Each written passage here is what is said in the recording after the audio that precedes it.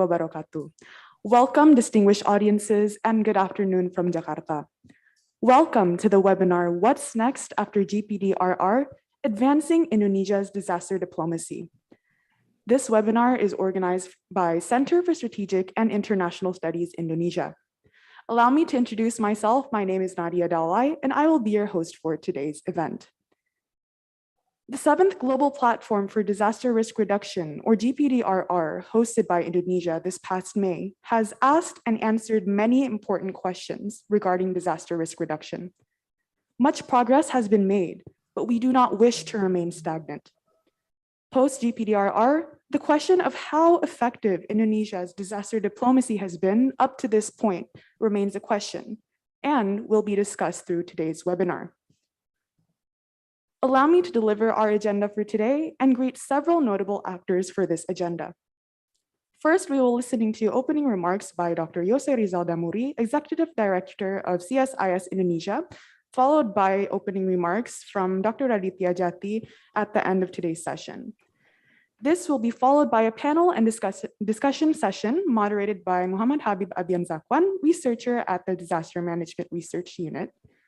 We are honored to be joined by our notable speakers for today, Mr. Achsanul Habib, Director for Human Rights and Humanitarian Affairs, Ministry of Foreign Affairs, Indonesia, Dr. Ilan Kelman, Institute for Risk and Disaster Reduction and Institute for Global Health at University College London, United Kingdom, and Dr. Rahmawati Husein, the Vice Chair of the Muhammadiyah Disaster Management Research Center, Indonesia.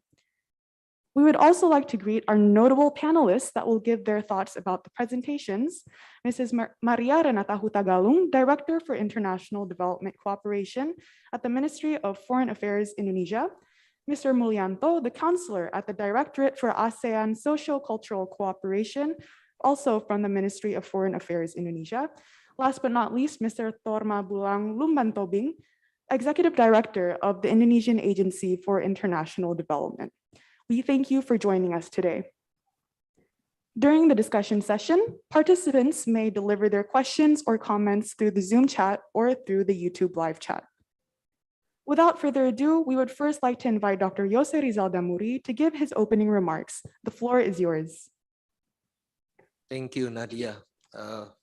It is really an honor for me actually to virtually welcome all of you to our CSIS events on the webinar of What's Next After GPDRR series, Advancing Indonesia's Disaster Diplomacy.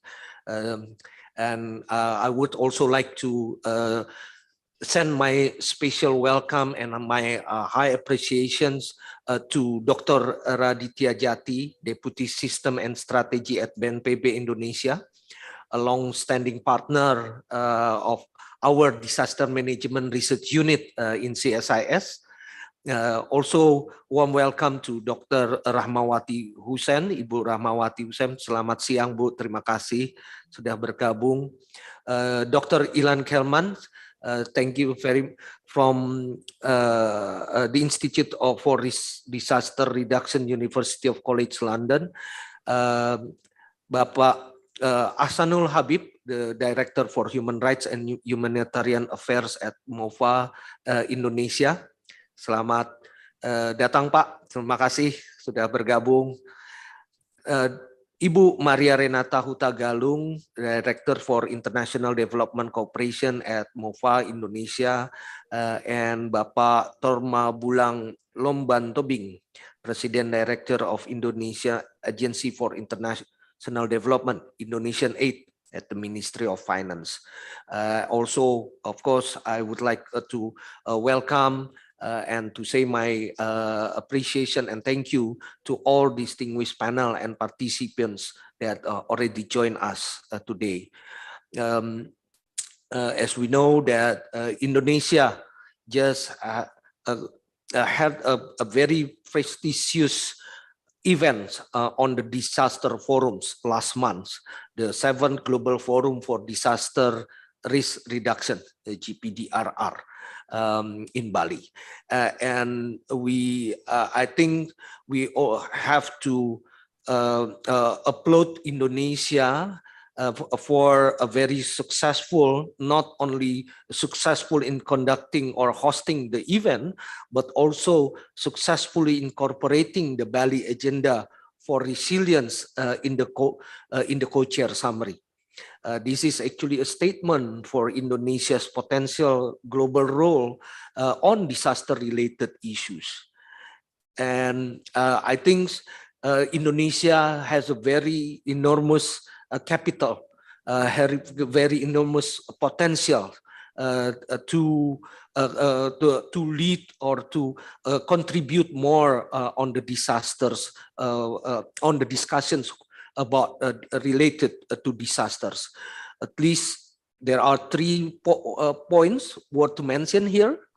The first, as we all know, that we are quite very familiar with the hundreds of disasters every year, annually, since Indonesia is actually situated in the Pacific Ring of Fire. And disaster actually becomes a very normal situation for us. There's this experience already. Of course, it costs us a lot, but it's also make us a resilient nations in dealing with disaster. And hopefully, we could also make this resilience and contribute to the stronger and best practice, including also in handling disasters at the global level. The second point that I like to mention is that Indonesia actually has a plenty disasters expert and center of disaster knowledge across the countries. It already helped the governments to deal and to handle disasters in these countries, and also we have privilege actually that some of them are actually joining us today through the right international partnership and network. I believe their work can also contribute not only to the disaster management in Indonesia, but also disaster management at the global or at the regional level, including also to other countries. Third point is, I believe that Indonesia has a lot of local wisdom for disaster management. Just to refresh a little bit about the local wisdom, President Jokowi in the official commencement of GPDRR mentions about kulkul. He actually played kulkul. Kulkul is a traditional wood-based slit drum that has been used to communicate any collective concern among local communities in Bali, including also to inform the upcoming disaster hazard, so that this local wisdom can also enrich our knowledge on how to deal with disaster, especially at the community level. We also have a lot of local community-based disaster technologies that Indonesia already try to advance. So, of course, all those potentials will be wasted if we do not have a strong political will to carry them forward. And as proposed in our CSIS research report on strengthening disaster preparedness in Indonesia, we must formulate a grand strategy to advance Indonesia's disaster diplomacy, be that at the forms of norm-making stage and also in provisioning international development assistance. So today's discussions will not only sustain the GPDRR momentum, but hopefully it would also lay groundwork for such a grand strategy so today's discussions will be the part of the what next series of what next after GPDRR series that Indonesia CSIS will host in collaborations with the BNPB until next month. And the series is designed to follow up on 4 core ideas of sustainable resilience that had been introduced by President Jokowi last month in Bali. So I really hope you will have a fruitful discussion today, and we can contribute to the strengthening disaster management, both in Indonesia or also to contribute at the regional or global levels. I look forward to read the report of this event later on. Unfortunately, I would not be able to join the discussions today for the whole discussions, but I will take a look at the result and the summary of these discussions, and hopefully we can also expand it. We can also contribute more in the future. Thank you very much, and I hand the floor over back to MC. Thank you, Pa Yose, for your opening remarks. Next, moving on to today's main agenda, I would like to pass the floor to Mas Habib, our moderator for today's discussion. Please, Mas Habib, the floor is yours. Thank you, Nadia, for the introduction. And I just like to say thank you so much for every single speaker, honorable speaker, and also panelists joining us today. We are very privileged to have very important people joining us here in this very relevant, I think, and I suppose, topic, like what's next after GPDRR. And talking about what's next after GPDRR, we also need to talk about like the greater issue, which is like Indonesia's disaster diplomacy. As mentioned by our executive director, Indonesia has enormous capital in doing like disaster diplomacy. And we're about to hear basically like the opinions and or the perspectives from the policymakers, the key policymakers of Indonesia's disaster diplomacy. And I think like before we invite like the speakers, I would like to introduce all of them basically one by one. Like the first speaker will be like Dr. Ilan Kelman, my colleague. He is a professor of disaster of health at the Institute for Risk and Disaster Reduction at the UCL London. Basically, he has written a lot of books about this issue, and we're excited to hear your perspective on Indonesia's disaster diplomacy later on. And then second one, we also have Mr. Achsanul Habib. He is the director of humanitarian affairs and also human rights and humanitarian affairs at the MOFA, Indonesia. Basically, he is active in the field of international humanitarian diplomacy and in close contact with humanitarian NGOs, I suppose. And then the last one is the Dr. Rahmawati. She is the assistant professor in disaster risk reduction at Universitas Muhammadiyah, Yogyakarta, and she is also the vice chair of Muhammadiyah Disaster Management Center. So yeah, we are excited to hear the perspective of these speakers, and we are also going to have very honorable panelists joining us today, and as introduced by Nadia at the beginning of this session, and I'm about to introduce them later on when we are going to hear them. So without further ado, I think let's just invite Dr. Ilan Kelman like to speak and to deliver his point about Indonesia, about disaster diplomacy in general. And Dr. Ilan Kelman, you have 10 minutes to deliver your points, and I'll remind you if your time has elapsed. Thank you, please. No, wonderful. Thank you so much. Delighted to be here. Greetings from London. Thank you for this exciting seminar and invitation. Wonderful to see everyone, and I look forward to learning. For those on Zoom, I have put in the chat some links for disaster diplomacy. For those on YouTube, please just go to disasterdiplomacy.org, disasterdiplomacy.org, and that has all the details. Because fundamentally, disaster diplomacy is about whether or not disaster-related activities can cause peace, interfere with peace, cause conflict, interfere with conflict. It covers all disaster-related activities. pre-disaster, such as prevention, mitigation, preparedness, and of course, disaster risk reduction, during emergency response, and then afterwards, recovery, reconstruction, rehabilitation. And what we find when we look across all sorts of case studies throughout history around the world, and many, many forms of violence, of conflict, and of peace, is fundamentally we do not see a lot of success in disaster diplomacy.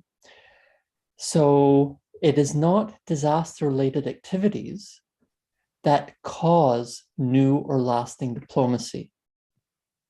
But in the short term, if people want it, then they will use disasters and disaster-related activities as one excuse among many to pursue peace, conflict, diplomacy, cooperation, violent pathways, which they wanted to anyway.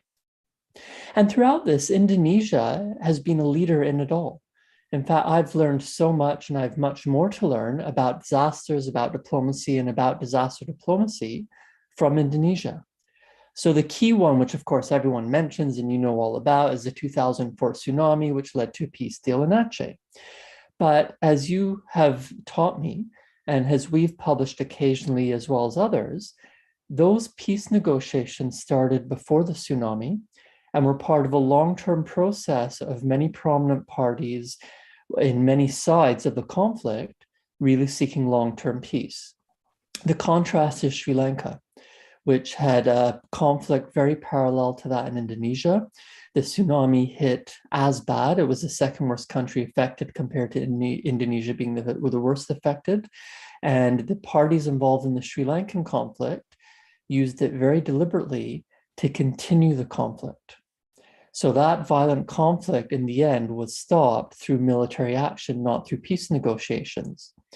So again, we have this contrast that in Indonesia, people with power were seeking peace, and a devastating earthquake and tsunami opened up that space where peace could happen if it were wanted, compared to Sri Lanka, where people did not want peace, and so the disaster was used as an excuse to continue the conflict.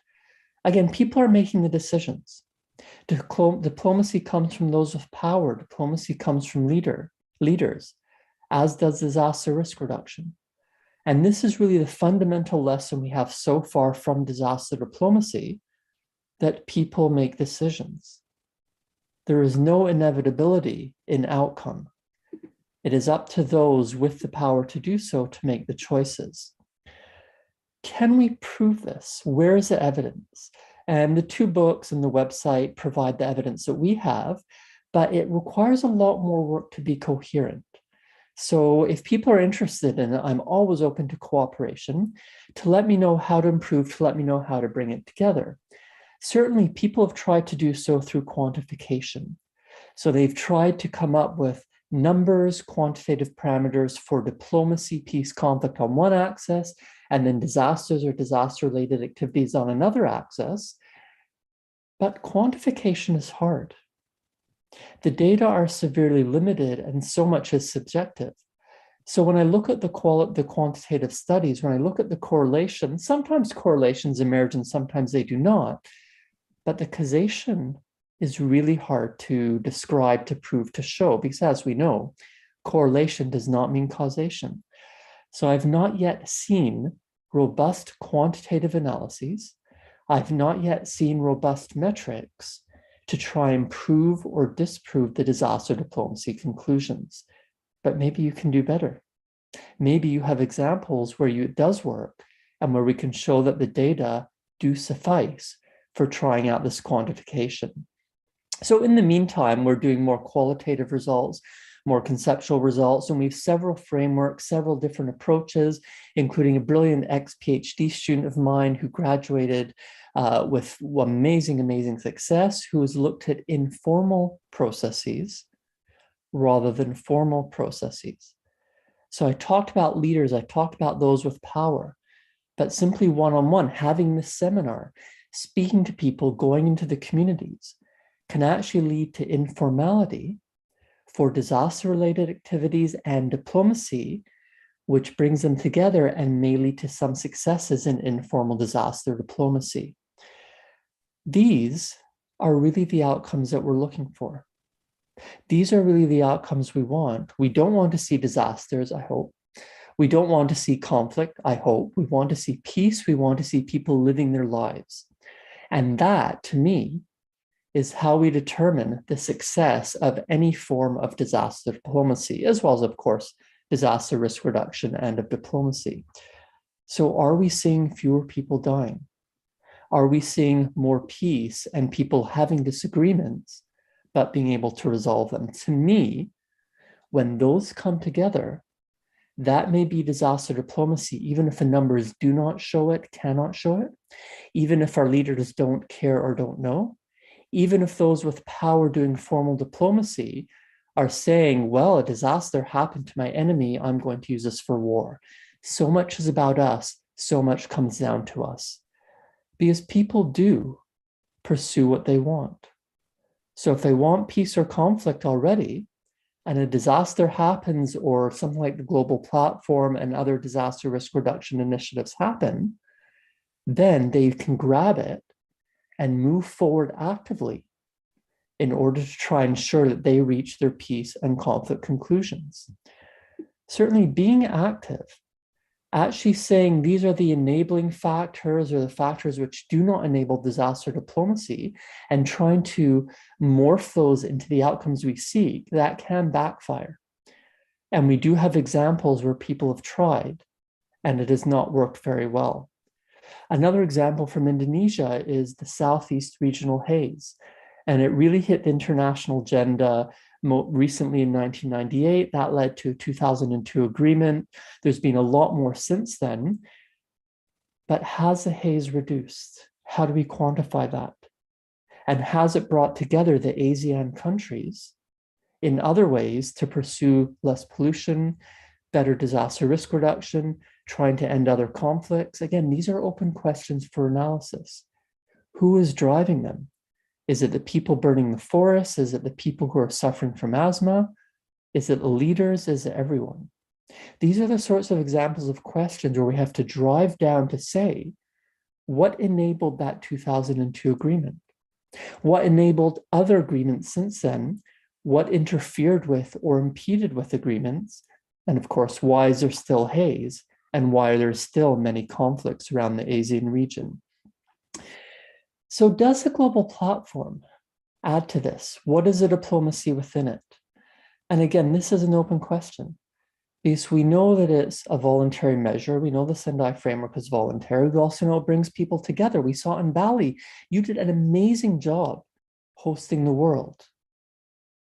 But is it going to lead to long-term outcomes? Well, that's what I need to hear from you. Do these processes work? Do they support both peace and disaster risk reduction? Or are they going on their very individual tracks? And therefore there are some advantages, but there may be even greater drawbacks in not connecting and in seeing all the failures of disaster diplomacy.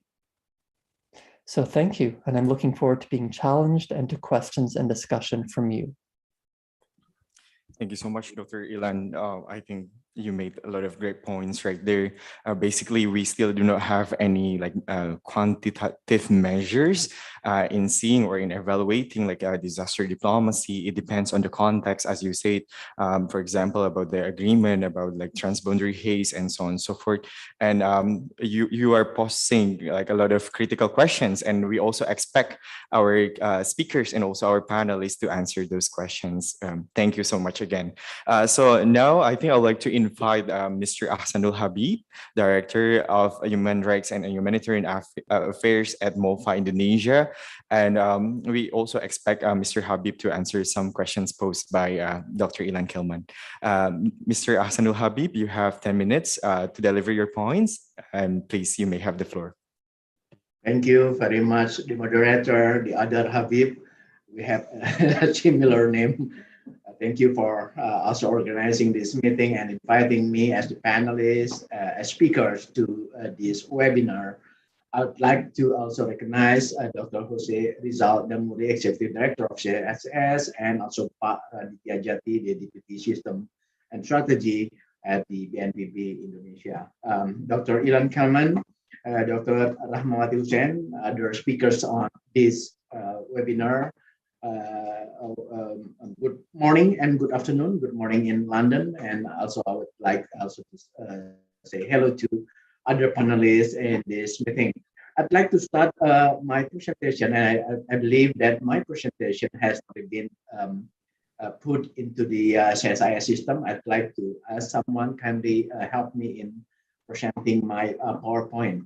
But first of all, of course, the basic perspective of my presentation is coming from the key question that is, what is the state of Indonesia's disaster diplomacy at the moment?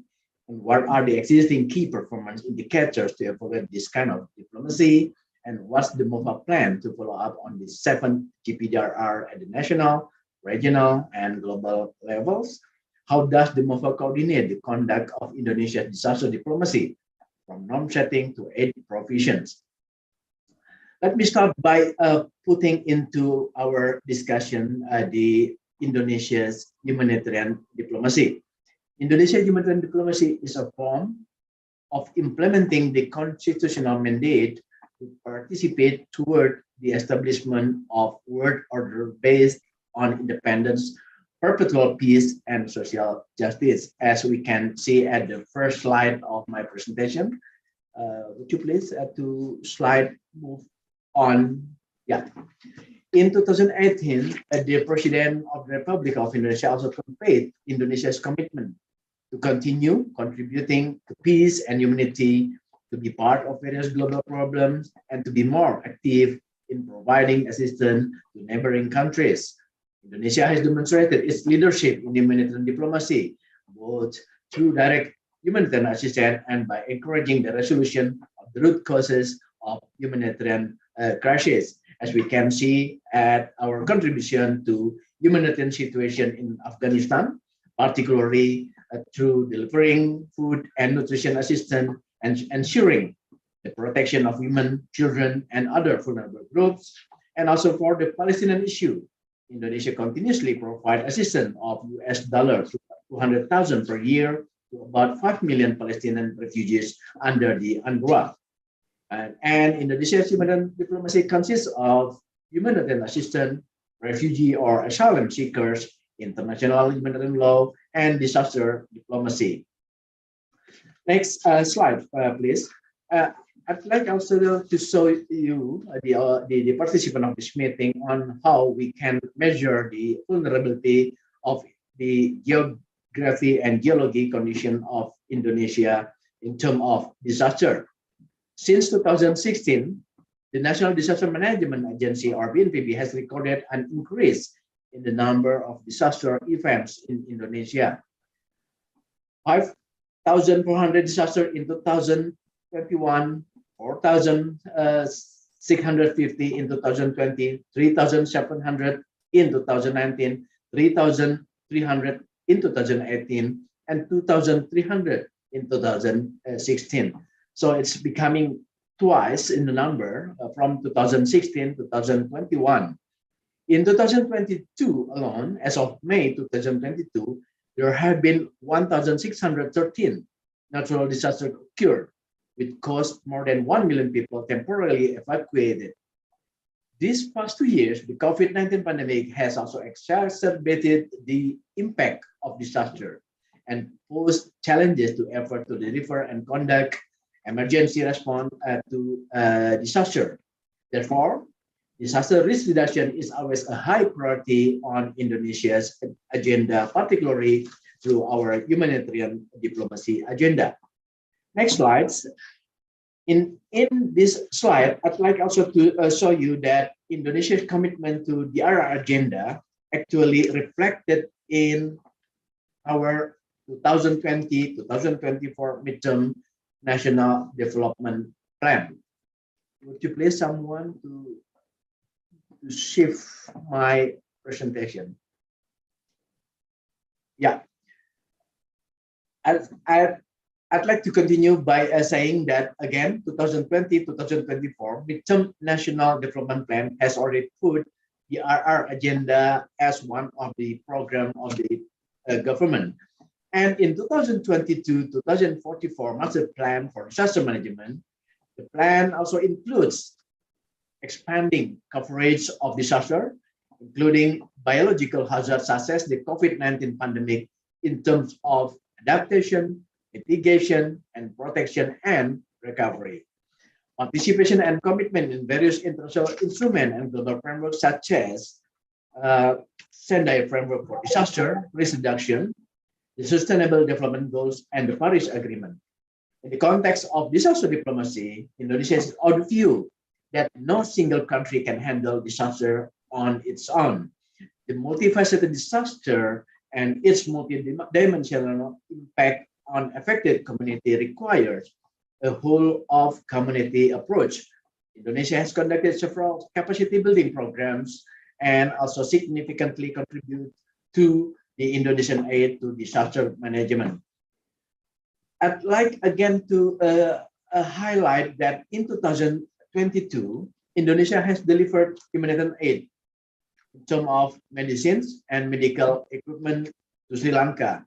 This is a part of continuation of our contribution in 2021, including our delivery humanitarian assistance to COVID-19 aid to India and Palestine, medical aid and reconstruction assistance to Mozambique and Zimbabwe, and also one that also becoming one of our priority.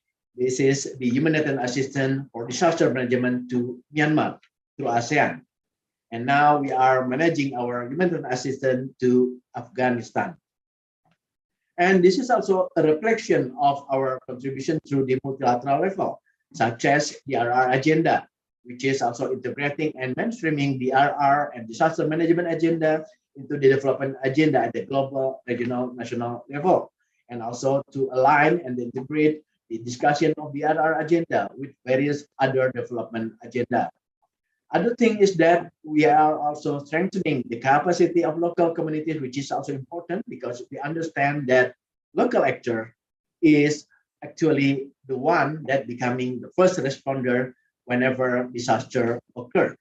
And also promoting the involvement of academia, the private sector, civil society groups, and other stakeholders in the implementation of the DRR and disaster management agenda. And to the GPDRR 2022, I think we need to move to the other slides, the GPDRR 22. Next, please. Yeah, next one, please. Yeah, this one. Yeah, in line with these policies and priorities, as well as Indonesia's steadfast commitment to achieve Goal 17 in SDGs, Indonesia has hosted the Global Platform for Disaster Risk Reduction 2022 on 23-28 May 2022, with the theme From Risk to Resilience Towards Sustainable Development for All in a COVID-19 Transformed World.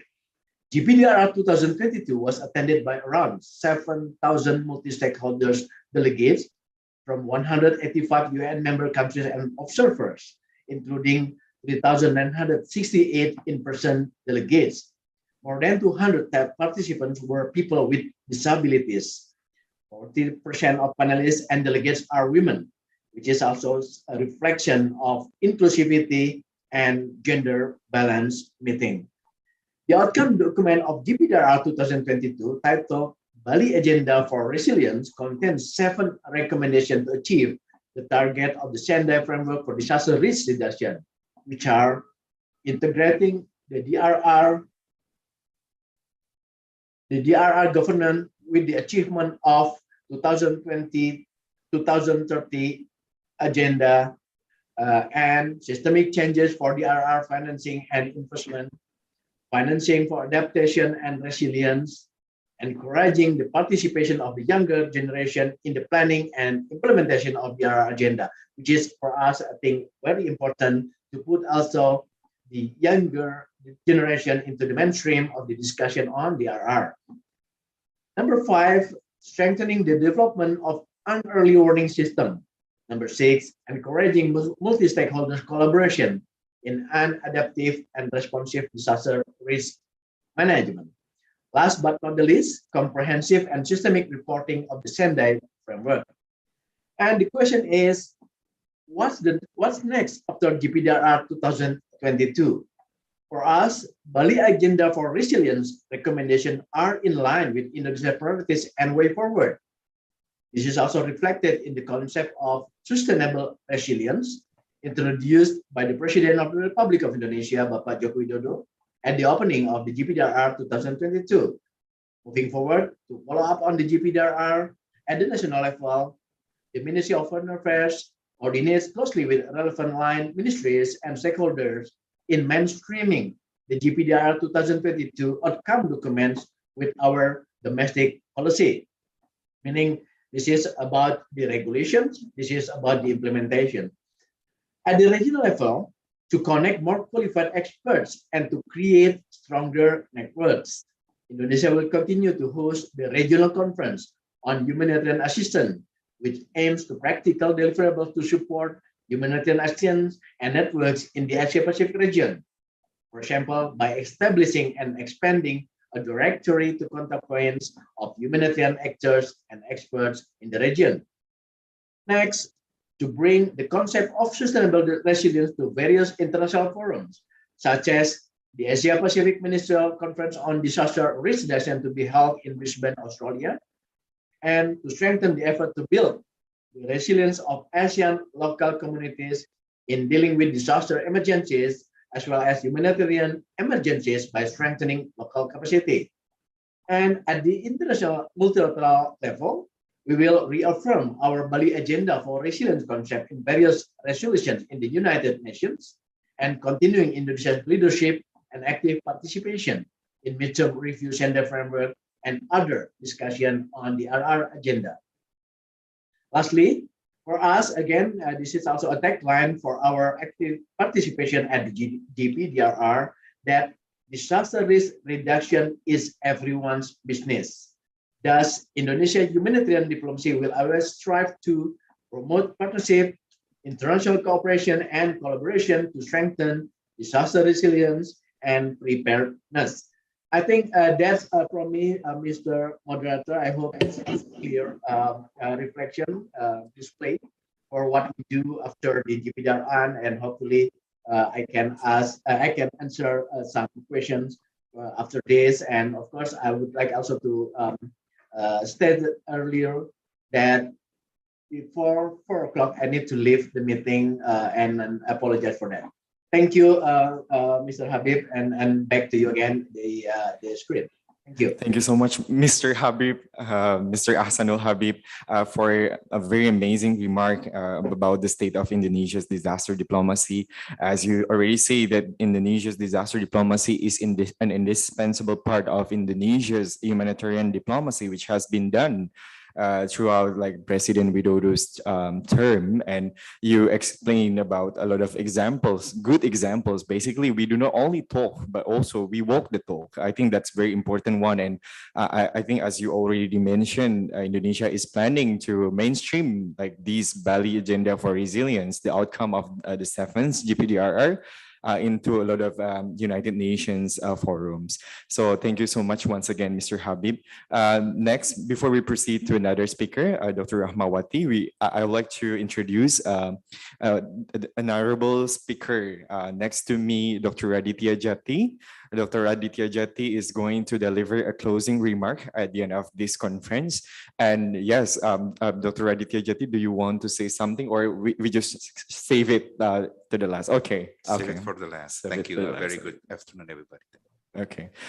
Thank you. So we can proceed now to Dr. Rahmawati. Dr. Rahmawati, you have 10 minutes to deliver your remarks. You may have the floor.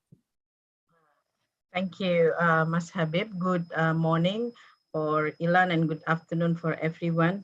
Honorable Pak Raditya Jati, the Deputy of System BNPB, and also Pak Achsanul Habib, our longtime partner of the MDMC, and also other speakers that are also attending this webinar. Thank you for CIS for always inviting me for the discussion on the disaster. I would like to probably not talking all the PowerPoint that I made, but I will highlighting for the things. So I'm just going to discuss as the term of reference that given from CSIS about the FBO and disaster diplomacy. As we know, next, yeah. Next slide, please. So as we know that local faith base in all over the world has reached every corner of every communities and nation. So we live in global society that is not homogeneous, and the role of the FBO in disaster resilience and disaster risk reduction is crucial and vital in any nation. Unfortunately, in GPDRR is not very explicitly mentioned. Yeah, I went through the 6 pages document on Bali agenda, and only the civil society mentioned is the women group and also youth in number 27, but none of the single word of the role of the FBO being mentioned in the Bali agenda to Bali GPDRR, the Bali agenda. So we see that it is very crucial to have a discussion in how actually the FBO and DRR in Indonesia could be used for the disaster diplomacy, and also encourage how actually the disaster diplomacy could be could involve the non-state actors. Next, I will pass off the next. Yeah, this one. So I would like to also highlighting what also Dr. Ilan mentioned, then that the disaster diplomacy is not always country to country, leader to leader, but the participation of non-state actors in public diplomacy is important to maintaining a dialogues. And it's based on our experience. Yeah, this has been done. I will give some of the examples that have been done by Indonesia. In the first picture, how Indonesia also forming the Indonesian Humanitarian Alliance for the Myanmar in Bangladesh. In the case of Rohingya, we've been facilitated by Achsanul Habib and team from the MOFA to join in intervening or in contributing the peace process by providing humanitarian assistance. So scaling up the response by cooperation among the non-state actor within Indonesia and the actor outside Indonesia, it could be used, and this is also that the one that I want to respond with how actually the non-state actor, particularly with organization, position themselves. So I see that after the GPDRR, this scaling up cooperation among non-state actors in Indonesia could also help other countries, not only in Myanmar and Bangladesh, but we also been working in Palestine, and I also part of the Afghanistan Indonesia Women Solidarity Network that help in reducing any conflict and creating peace in a different region. And then what actually the FBO can do. The second one is knowledge sharing, lesson learned, and best practices. The second picture, I was invited by the ICRC, International Committee of Red Cross in the UN for the side event on talking about the role of FBO and how actually the FBO have big influence, especially in during the COVID-19, how the religious leader has been influence, the follower, the member of the faith-based organization in reducing the risk for the COVID, and also for all the resilience that need to be achieved by all different health promotion, vaccination, and so on. So the role of FBO could be pivotal, yeah, in giving and providing or in helping the government. So the knowledge sharing, it's very it can be used for the diplomacy after the GPDRR. We could extend this knowledge sharing not only in Asia regional but also global level. And then the how actually the NBO position themselves as well by having networking. So that's also very important because not like a country that is a member of state that have the official statement, the NGO have not having a very strong position at the diplomacy arena.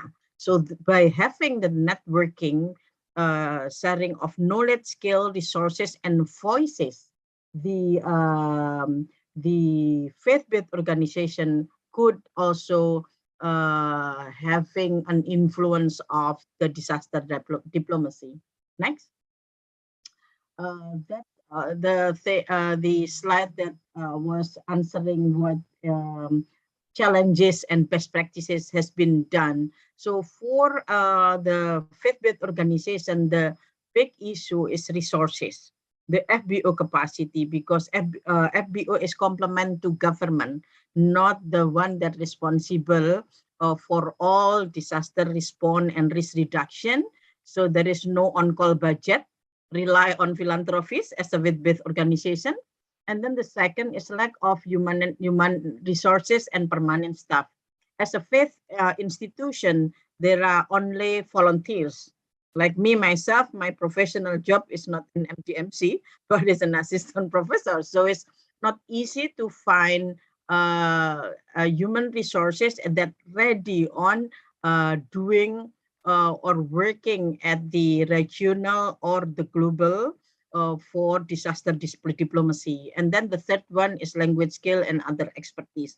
As we know that to be able to engage at the international level, the language skill is very important, and not only language skill, but the language skill that meet what the need for the disaster risk reduction, that which is not easy for Indonesia with 350 languages.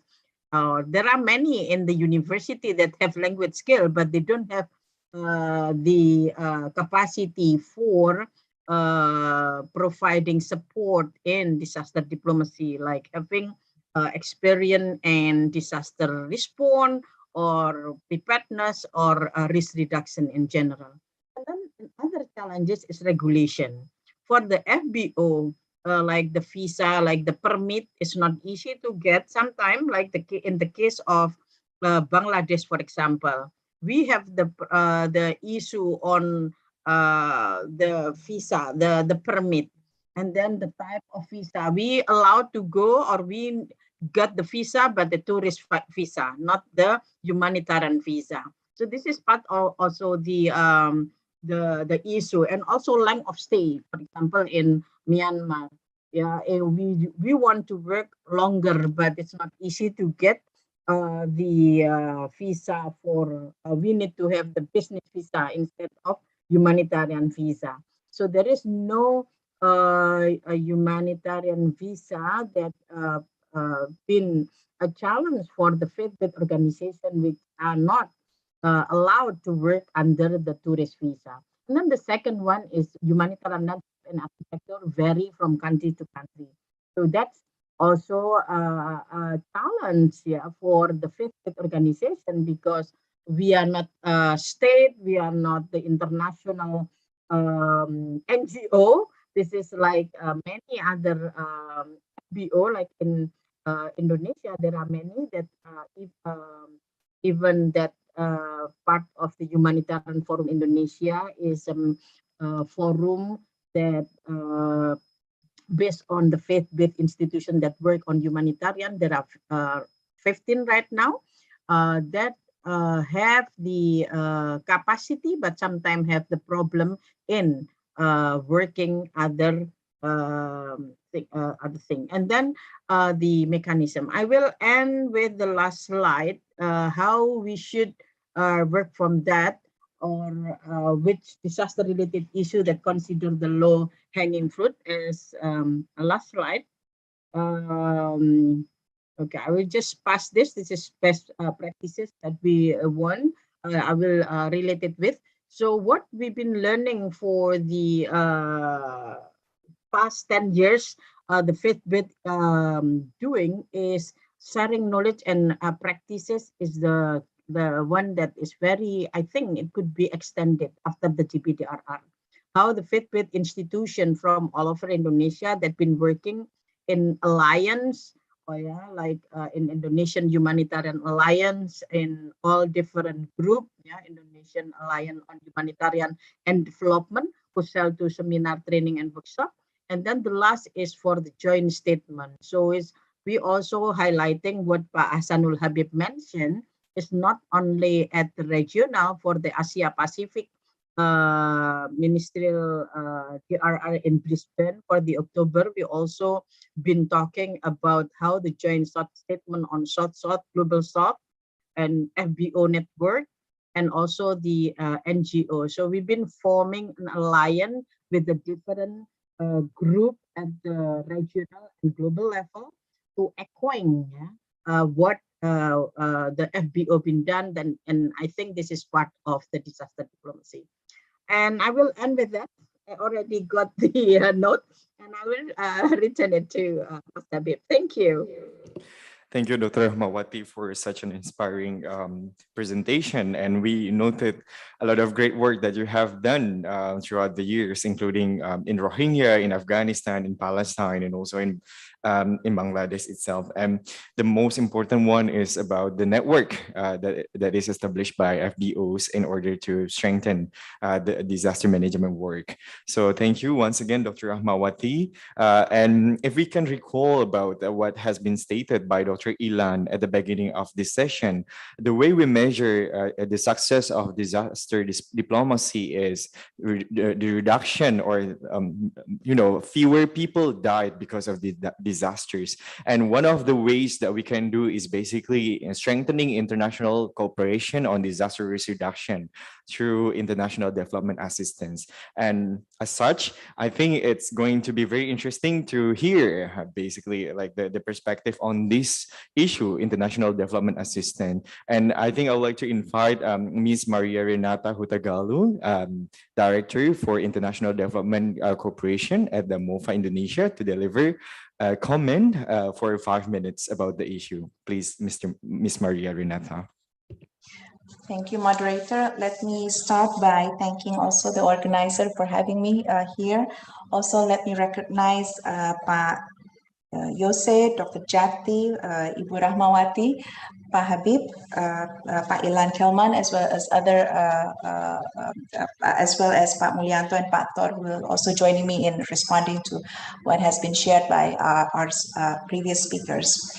The key question that was given to me by CSIS was how does Indonesia determine or prioritize beneficiaries of its development assistance abroad? And I would put that into perspective in regards to DRR. So first of all, let me at the outset underline that in regards to the international development cooperation, there are key issues that we put into perspective. First of all, of course, it's demand-driven. Grant provision, development assistance provided by the government of Indonesia is based on what the beneficiary country's immediate and concrete needs on the ground. Of course, the second thing that we see is the issue of impactful. That the assistance provided is critical to address development challenges or threats that the recipient country is experiencing.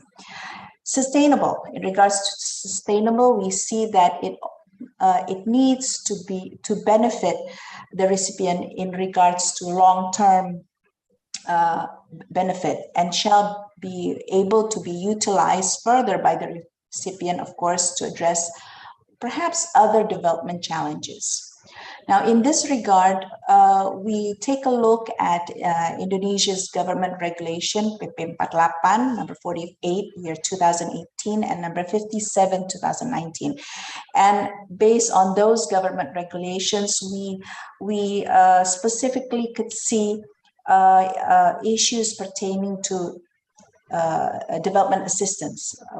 How does Indonesia shares give the policy of government development assistance to other countries? First of all, we take into account the regional proximity, especially to assist the development progress of countries with direct border with Indonesia. And again, critical needs, countries who are in dire needs of assistance, and countries who are in a state of conflict, disasters, or other state of urgency or emergency. But Habib mentioned in one of his slides of the development assistance as well as humanitarian assistance that was given by the government of Indonesia in 2021. He mentioned Mozambique, Zimbabwe, India. He also mentioned Afghanistan. Those are just some countries that were given in 2021. And to put it into perspective, of course, we must not forget with the establishment of LDKPI, or Indonesian aid, in 2019, firmly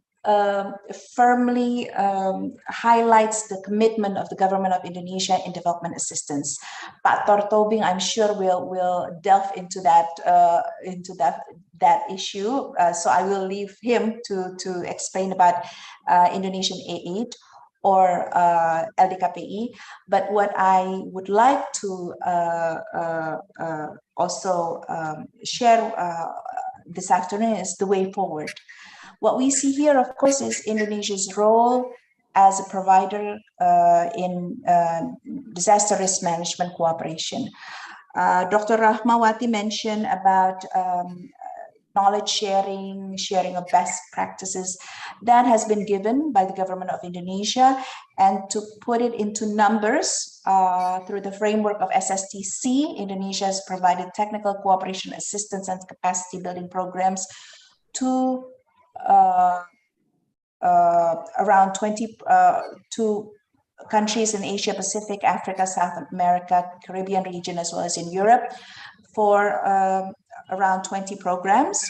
And these programs are centered on best practices, expertise in disaster management and risk reduction sectors, such as knowledge management and management of disaster data, development of multi-hazard early warning systems, community-based approach on disaster risk management, as well as technological innovation on disaster risk reduction and management. Here we see that Indonesia is definitely in the forefront in regards to sharing of best practices, in regards to sharing of programs, capacity building programs to countries that, again, request those assistance to Indonesia. I will stand and there, moderator, thank you.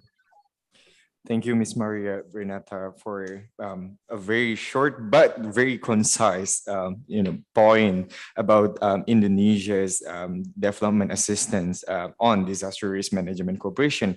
And since you already mentioned Mr. Tormabulang, so I think it's best for me to invite Mr. Tormabulang to deliver a 5-minute comment about Indonesia aid. Mr. Tormabulang is the President Director of Indonesian Agency for International Development. So we are wondering, what's the plan after this? Please, Mr. Tormabulang, you have 5 minutes. Thank you, moderator, distinguished speakers and panelists. Thank you for CSIS for inviting us to join this discussion. Although actually we are not very expert in disaster risk reduction, moderator, but at least it's good to know how to, to put the disaster risk issue as part of our diplomacy. Just to make, to explain a little bit about the Indonesian aid, Indonesian Agency for International Development. Actually, the idea to establish this so-called BL or Public Service Agency, how to, to manage actually our foreign assistance in the quick response, we can do it. And of course, because it's still, 2 years old, so the expectation how to deliver our system in a very quick manner is still, of course, as Bu Renata mentioned, still in the developing process at the moment. Actually, in terms of our regulation, we have two kinds of our system. We have a system that should be well planned, and then of course you also have a windows to the, in case of emergency, there is a disaster that we have to give assistance very quick. And in terms of regulation, it's already there, but of course, still now have problem with the how to make this process much quicker, because so far it's not yet quick enough, especially when we are dealing with the disaster. That's why we are even thinking not to do some improvement in terms of regulation. That's the state, the progress so far. Of course, when you talk about the disaster, I think maybe you have to think about not the disaster itself, but how to make a program or a project to improve the resilience. And I do hope, because Bu Rahmawati have a good practice actually done by NGO or faith-based organization that maybe can share with other countries. And then if you have such an idea, Bu, Indonesian maybe can facilitate to, if any needs for our neighborhood country or other brother sister in another country that need empowerment, how to, to make them more prepared in case there is a disaster. Because what I hear before I joined the Indonesian aid, the basic idea to cope with the disaster, the quicker we respond, the better is the result. So if we have a program to, let's say, to empower others, how to make them more prepared in the case there is a disaster, sometimes what I hear is that the damage is maybe less than if we have, there is a prolonged process to get the assistance arrive in the skin. So Indonesian aid, I think Moderator is available to discuss further. Maybe there is some can be done to again to share with other countries in terms of disaster risk management, because I heard BNPB is very good at this, and even there is a good practice we have done for disaster. I think that's my comment, Pak Moderator. Over to you. Thank you very much.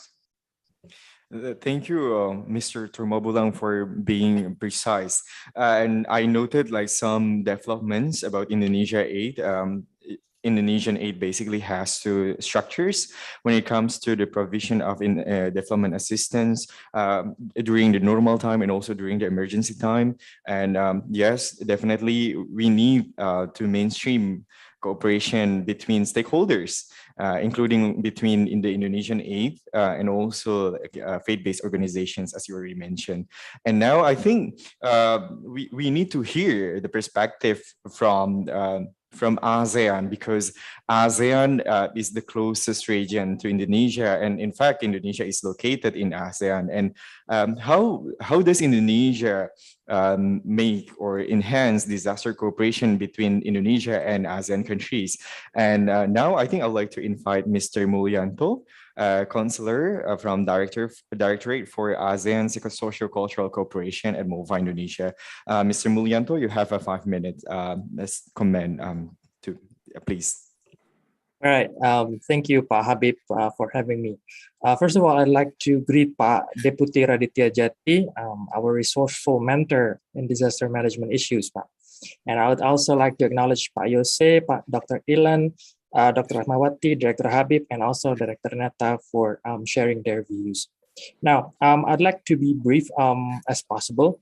I'd like to share with all of us here that ASEAN is continuously developing and fortifying its regional disaster management architecture. And Indonesia, as one of the founding members of ASEAN, always strive to be at the forefront of in supporting ASEAN. We see that the AHA Center established in 2011 during Indonesia's chairmanship, and in 2016 during Indonesia's chairmanship of the ASEAN Ministerial Meeting on Disaster Management, the ASEAN member states adopted the ASEAN Vision 2025 on disaster management. Now, of course, the Indonesian Ministry of Foreign Affairs supports the BNPB, the Indonesian National Disaster Management Agency, as the focal point of the ASEAN disaster management sectoral body.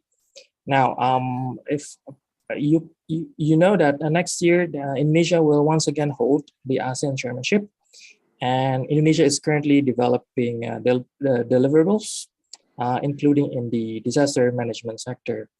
The general idea is basically to strengthen the existing architecture to address the current global challenges. Now, I'd like to highlight some important elements and developments in the ASEAN disaster management cooperation. Number one is the AHA Center. On its establishment, the AHA Center was designed to respond to natural disasters in the region. And the construction of the ASEAN Village in Palu after the devastating earthquakes in 2018 is one of the prime examples that AHA Center really matters. Number two, secondly, one interesting development in disaster management is related to the issues in Myanmar. The Rohingya issue and now the Myanmar post-coup d'etat are something new in a way that they're not natural disasters, right? And at the ASEAN leaders meeting in April 2021, the ASEAN leaders have mandated the AHA Center to provide humanitarian assistance to Myanmar. And the AHA Center has done phase 1 and currently is conducting joint needs assessment for the phase 2 of the humanitarian assistance. Now, for Myanmar, Indonesia has given a special attention by providing in-kind contribution with a total of $200,000 through the AHA Center. Right now, thirdly, the ASEAN member states are becoming more aware that in order to cope with the disasters, be it natural or conflict-related, like in Myanmar, we need a stronger cross-sectoral, cross-pillar coordination and collaboration. That is why for the upcoming 40th meeting of the ASEAN Committee on Disaster Management next week, there will be the first ASEAN Disaster Resilience Platform. This will bring in more active participation of the 3 pillars of the ASEAN community and not just one socio-cultural community.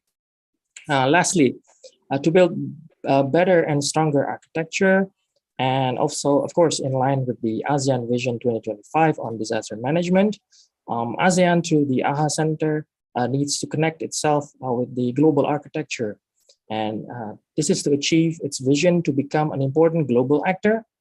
And that is why I think ASEAN participated at the GPDRR last May with the assistance of Pak Deputy Raditya, of course, and plans to increase its level of participation in the upcoming meetings, especially the Asia-Pacific Ministerial Conference on Disaster Risk Reduction next September in Brisbane.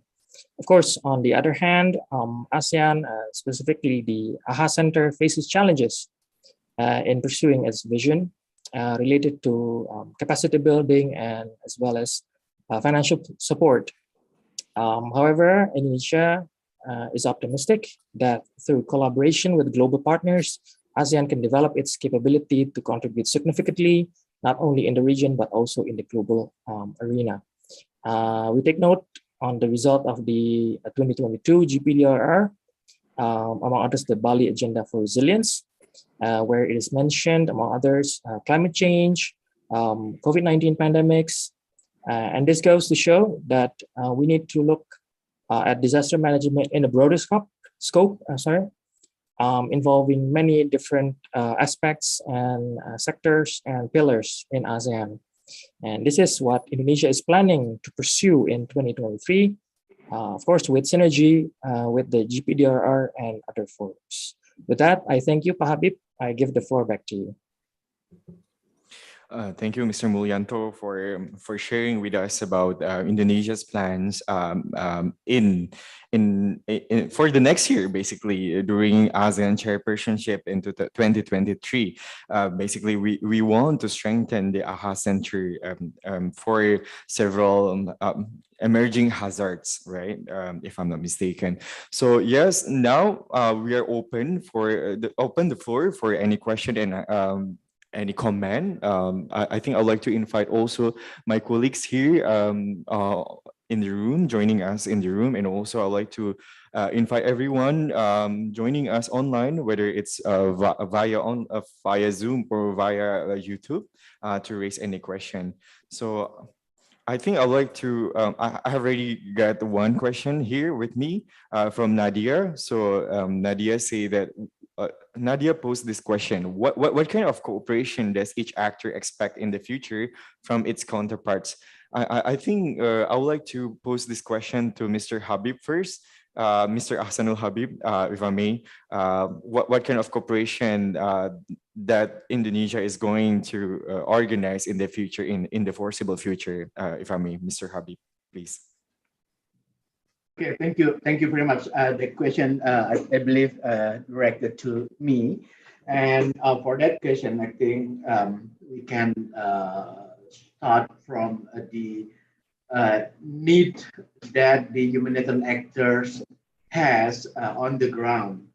One of the issue on the humanitarian cooperation is that the level of capacity among member states in region, globally or multilaterally, is different.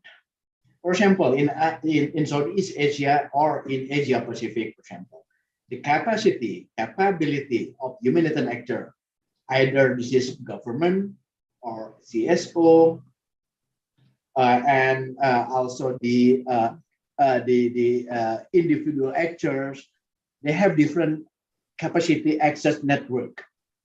One of the reasons why Indonesia organizing GPDRR, organizing regional conference on humanitarian assistance, is based on that needs. We need to establish a network of humanitarian actors. We need to establish a directory on who are the network on the other countries, the other region that is dealing with any specific certain area of humanitarian operation, for example. So based on that, I think one of the target for the Indonesian Foreign Ministry, the government, is to consolidate the network of humanitarian actors among governments, NGOs, CSOs, on how we can build a network of humanitarian actors in the region, so as whenever we have a situation on certain area, for example, what we can do is just to contact our colleagues, our network in that region on how we can speed up our operation, including how we can operate fast response whenever humanitarian situation is occurring. So this is one thing. The other thing is that we believe that the level of knowledge and technology among member states is different as well. One country to the other country has different, level of education, level of awareness. So for Indonesia, I think why don't we just, to spread out our network and our knowledge by sharing our, capacity, capability to other countries, in particularly the countries and the member states that really need. For example, in Pacific, they have different challenges compared to countries like Japan, for example, or in countries with a lot of volcanoes. They have different challenges with countries without volcanoes. Or Indonesia. Indonesia has also challenges with the forest fire. Why don't we just share our knowledge, our technology, our capacity with others to deal with those challenges? So I think a lot of, field areas that by having a global network, the global platform, we can pursue our, our needs for increasing our ability in dealing with those challenges. This is not only case for Indonesia, but I believe this is also challenges for other countries in the region, which again, as I said earlier, that no one can handle it alone. We need again the network of ability, the network of capacity among countries in the region, as well as at the global level. So that's my response, Habib. Back to you. Thank you. Thank you, Mr. Habib, for answering that question. And before I continue to raise another question, probably I'd like to invite the whole speakers and also panelists, if you have any question that wants to be raised to each other, I think please feel free to do that as well. Just raise your hand through using like virtual mechanism. Otherwise, you can also type it like through a chat box. And now I see like Dr. Rahmawati raise her hand. Please, Dr. Rahmawati, you have the floor first.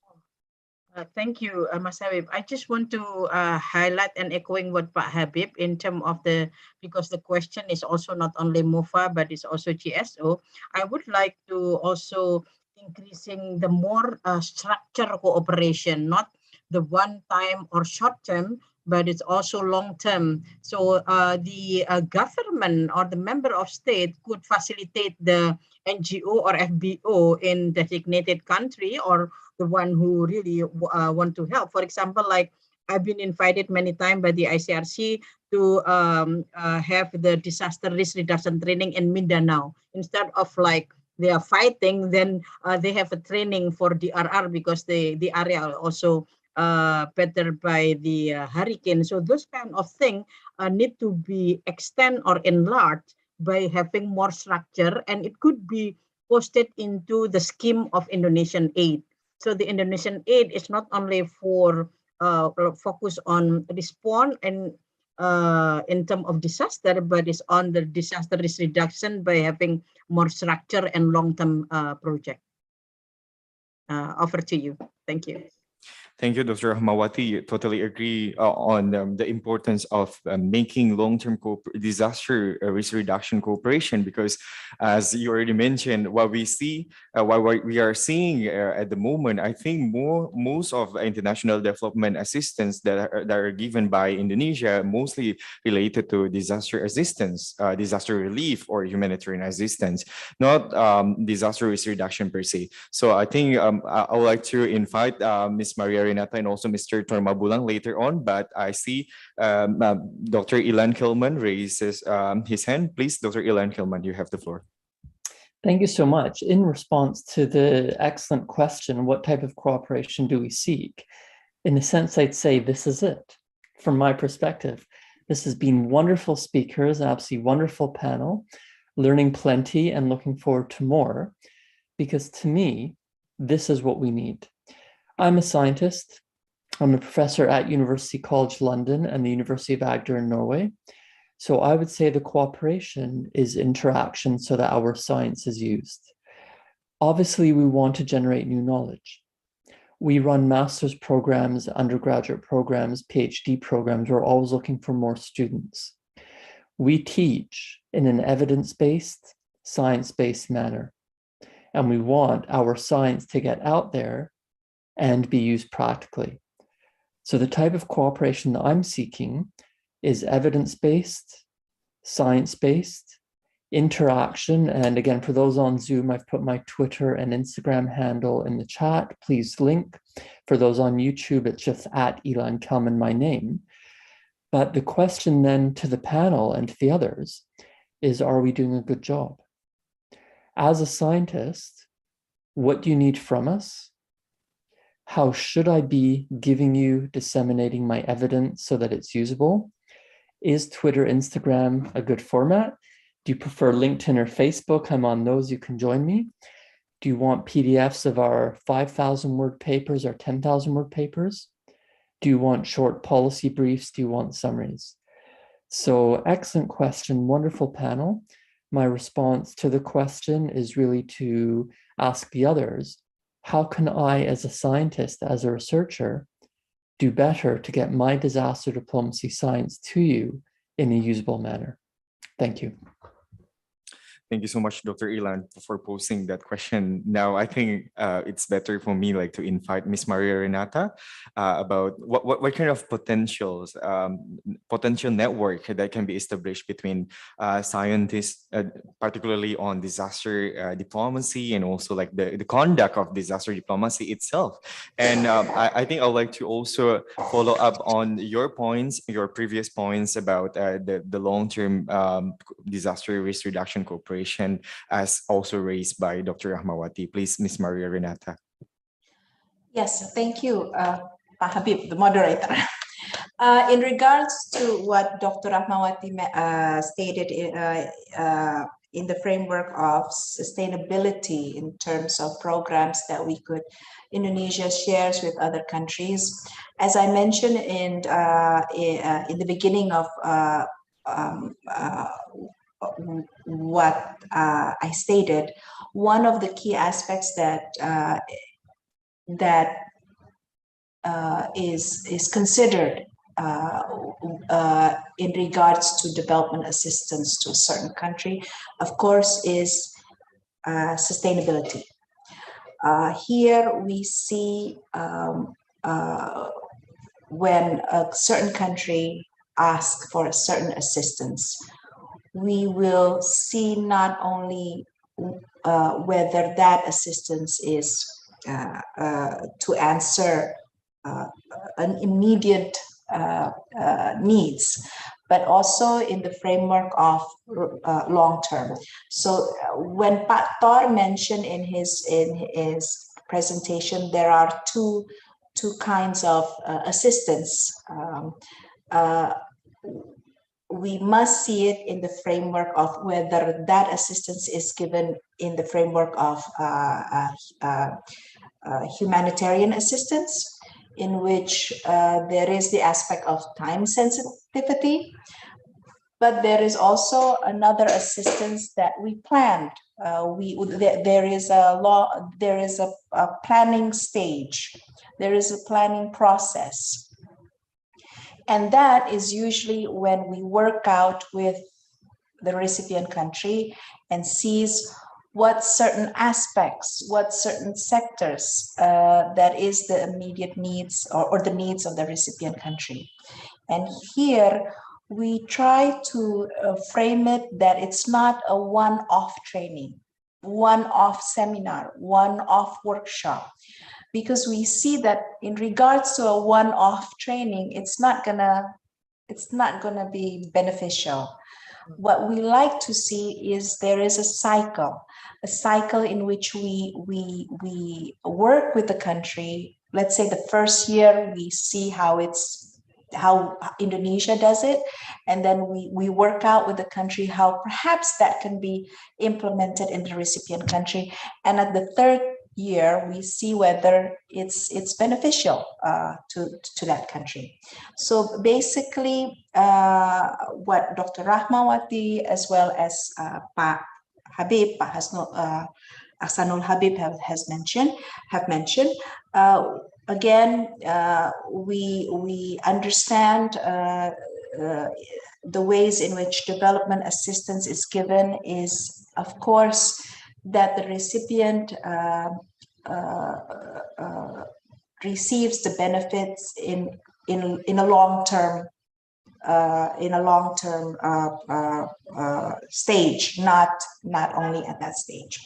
Okay, and then what the moderator has posed to me, another question, is regards to perhaps a network between policymakers and the universities.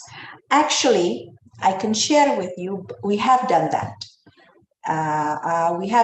In which we work together with universities in Indonesia on specific programs that can be given to certain countries in a certain region. So it's not something that we haven't done, no, and we are actually currently in the process of finalizing a certain project that we're about to give. So yes, the key words here are multi-stakeholder partnerships. We see here there is an asset for everyone to be able to contribute on capacity building programs. And what is another thing that I would like to highlight is also highlighted by Achsanul Habib in his presentation is ways in which we can engage the younger generation. I think that's also very important in disaster risk reduction when we're talking about resilience. And that is one of the key messages that was stated in one of the panelists from Indonesia in one of the thematic sessions. The younger generation needs to take a further role in DRR. Thank you. Thank you so much, Ms. Maria Renata. No, I think I'd like to invite Mr. Tormabulang for answering to answer the question about what's your plan next with regard to planning disaster risk reduction cooperation more and more, and also what's your plan to engage faith-based organization in the future? Please, Mr. Tormabulang.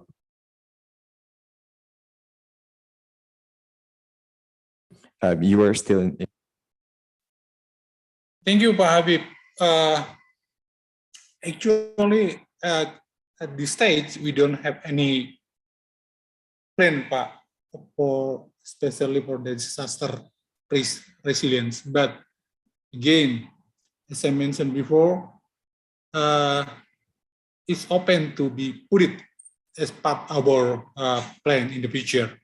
Of course, I do agree, Pak, for long-term program, it's much better rather than one shot, because what I've seen in the past, if we just do it like once and then it's not productive. And for us in Indonesian AIDS, it's much easier for us if we have a mid to long-term program. So to do a program in mid-term or long-term is enable us to do the evaluation much better, rather than just one shot. So we see this every program, whether disaster or other issue, that if we have a mid-term, at least mid-term program, for us it must prepare Pak Habib, rather than suddenly we have a program, we don't know comes from somewhere, but of course, when we there as a response to disaster, okay, we can treat it as an individual program. But for the more, midterm or long term, we prepare programs like that, Pak Habib. That's my response, Pak. Thank you, Pak. Thank you, Mr. Tormabulang, and we hope that your agency, like Indonesian Aid, can also extend the cooperation with faith-based organization and also other stakeholders, as already emphasized by Ms. Maria Renata about multi-stakeholder cooperation and multi-stakeholder partnership. Now I think I see the hand from Mr. Mulyanto, but before I give the floor to you, I think I also like to pose this question. We know that Indonesia issued, together with ASEAN countries, issued the ASEAN Outlook on the Indo-Pacific in 2019. And I think one of the thematic areas mentioned in the Outlook is disaster risk reduction and also climate adaptation programs. So what do you think? I mean, what's Indonesia? What is the biggest challenge for Indonesia to make that happen? Like to translate that outlook into practical cooperation between the ASEAN countries and also its partners, their partners. Please, Mr. Mulyanto, you may have the floor. Right. Thank you, Mas Habib, for the excellent question. It's a bit difficult for me to answer, but I will try. But first of all, I'd like to answer the first question from Nadia Daulay. What kind of cooperation does probably in this regard ASEAN expect from its counterparts? So we need to realize that one of the basic principles of ASEAN is ASEAN needs to be in the driving seat. ASEAN currently already have the so-called ADMER work program. I do apologize because ASEAN revolves around a lot of abbreviations. ADMER is ASEAN Agreement on Disaster Management and Emergency Relief. So ASEAN has already the ADMER Work Program 2021 to 2025. And I think what is expected by ASEAN from its counterparts is to support what is already existing in ASEAN, the ADMER Work Program. And this is what ASEAN has been doing. Next week, we're going to have the ASEAN Committee on Disaster Management, ICDM, plus Japan, plus Korea, and plus China. And the basic principles is, again, we expect the counterparts to support the ADMER Work Program instead of creating other new initiatives. Now, for the difficult questions, the ASEAN Outlook on the Indo-Pacific, yes, it involves climate adaptation and disaster management related issues. I think one of the main challenges is how to create a sense of cooperation and friendship among the different kinds of actors in the Asia-Pacific region. Of course, we see a bit of rivalry between US and China, and also a bit of geopolitical challenges. I think that is what Indonesia and that is what ASEAN needs to convince, that the ASEAN Outlook on the Indo-Pacific is aimed to create peace and stability. And we need to garner cooperation, and we need to put aside hostilities, and we need to put aside rivalries to gain benefits for all countries in the region. I think that's for me for now. Thank you, Pak Habib. Thank you, Mr. Mulyanto. Yes, we recognize there is an ongoing rivalry or competition between US and China about a lot of issues. But at the same time, I think as Dr. Rahmawati mentioned earlier, disaster management is one of low-hanging fruits between countries. And we have already seen that over the past few years, including how China, how South Korea, and how Japan created ASEAN Plus X mechanism on disaster management. And yes, I think this is a good topic to discuss in the future. And we also see more and more disaster management issues are raised by countries in Indo-Pacific, including India, who recently came up with its initiative about like a coalition for resilient infrastructure. So I think, yeah, we need to be focused on raising this issue and also developing a grand strategy, probably, as our executive director already mentioned in the beginning of the session. And I think I also would like to invite once again, if there is any question, whether from the floor and also whether from my colleagues here joining at CSIS Indonesia. Otherwise, I can continue with a lot of questions going on and on. But yes, Ms. Dr. Rahmawati, please, you may have the floor. Sorry, you are still mute, Dr. Rahmawati. Oh, sorry. Yeah, I would like to ask for Pak Radit and also Pak Tormabulang, as it's a privilege for us to have them here, that actually since the role of government is very important, as NGO usually complement to government, how actually the BNPB as the forefront of Indonesia in bringing this disaster diplomacy into the forefront issue, and also how actually incorporated the nexus of development and humanitarian, because we cannot see humanitarian as a short-term relief, yeah, but it's also looking at the resilient in terms of long-term. So how actually the Indonesian aid and BNPB could see this as part of the issue on the disaster diplomacy. Over to you. Thank you. Thank you. I think I'd like to go to Mr. Tormabulang first about like the nexus between disaster-related issues, and also how does your organization coordinate with BNPB in particular, and also like the other stakeholders as raised by Dr. Rahmawati, if I may, please. Thank you, Pak Habib. Thank you, Dr. Ibu Rahmawati. Again, although it's not fair to say still 2 years, but just to, so far, because we established in the end of 29, so 2 years now, and we still, we still deal with the internal procedure actually. That's why we don't have much time to discuss with other agencies, in particular BNPB. But we do hope in the future, maybe you can discuss something with BNPB, that maybe there is an area that can be done together.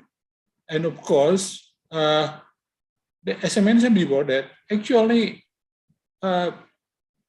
BNPB has already some, let's say we call it center of excellence in terms of how to deal with the disaster.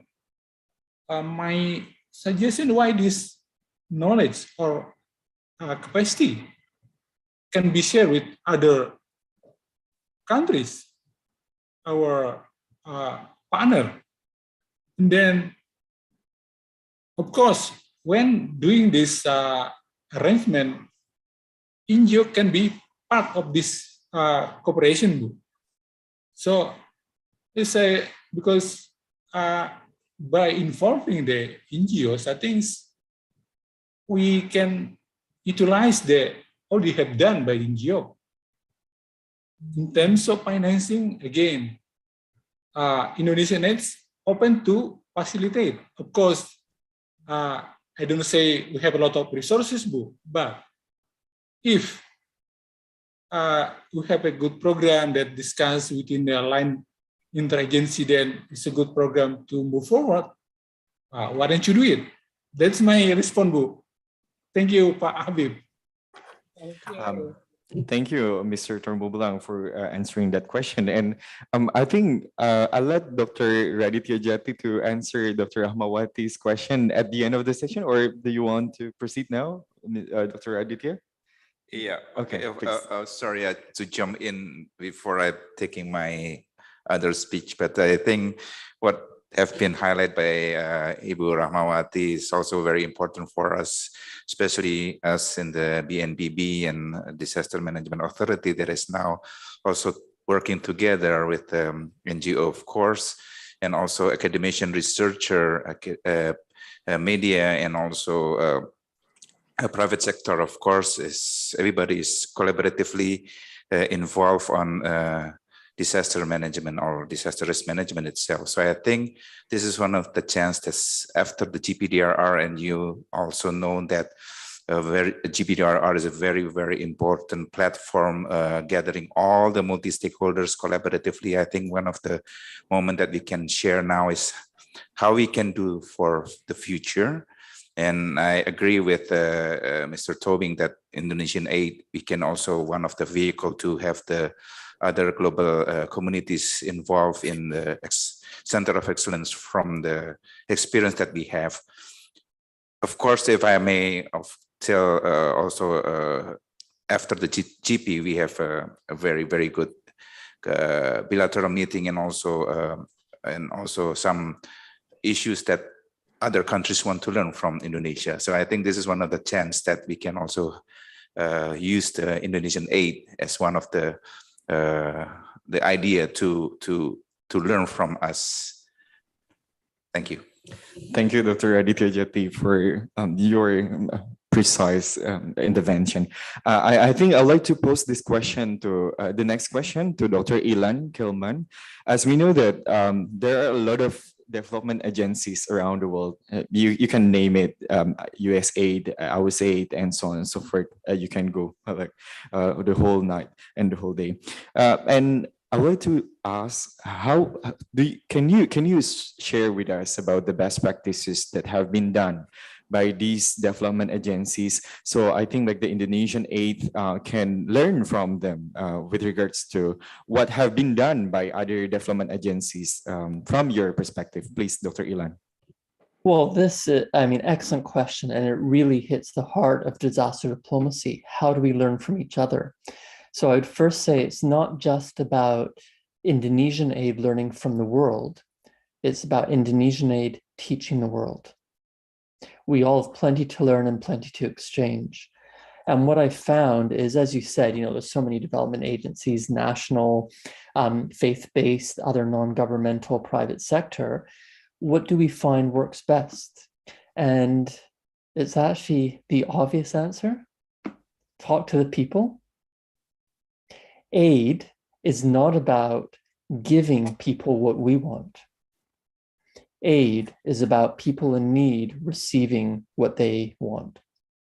And too often, whether it's the individual volunteer just buying a plane ticket and turning up to the disaster zone saying, "Hi, I'm here to help," or a government saying, "Yeah, we'll give you $100 million as long as you do what we want," too often it's about what the donor, what the giver is providing, as opposed to actually determining what is needed.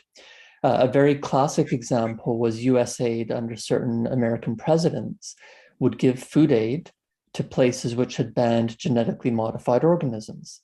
But the USAID would not identify whether or not the food aid included genetically modified organisms.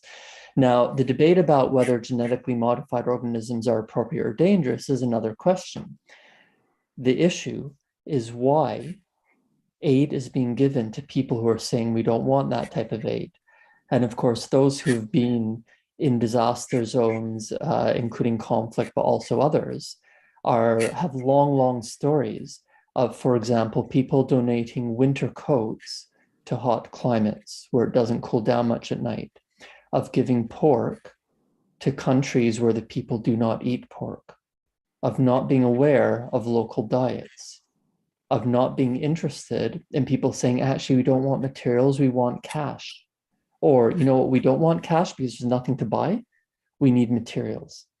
So there's a lot of people looking at this, for example, cash-based or cash for work in terms of humanitarian shelter. And some want that, some it works, sometimes it doesn't because there's nothing to buy. There's also the converse, that in asking people what they want, they will sometimes just ask for everything which may not be appropriate. And in fact, Aceh was very interesting. And again, maybe you probably know more about this than me, but what I was told, which again may or may not be fully correct, is that masonry houses were seen as being more affluent and appropriate than timber houses. But in a hot climate and in an earthquake zone, masonry can have major problems over timber. So even asking the people in need, they may respond, well, I want a masonry house to look rich, but actually that can harm them more and therefore can create vulnerabilities. So there is this balance that everyone is limited. I don't know everything. I make mistakes, and I hope people are now tweeting me to say, actually, that's wrong. I've made a mistake. So it's about listening to each other and exchanging. And that is fundamentally what I would see is best practice for aid, to have a conversation, to have a dialogue, never to impose, but always being aware that we all make mistakes. Local knowledge has limitations. Local people can actually ask for something which may cause them more harm in the long term.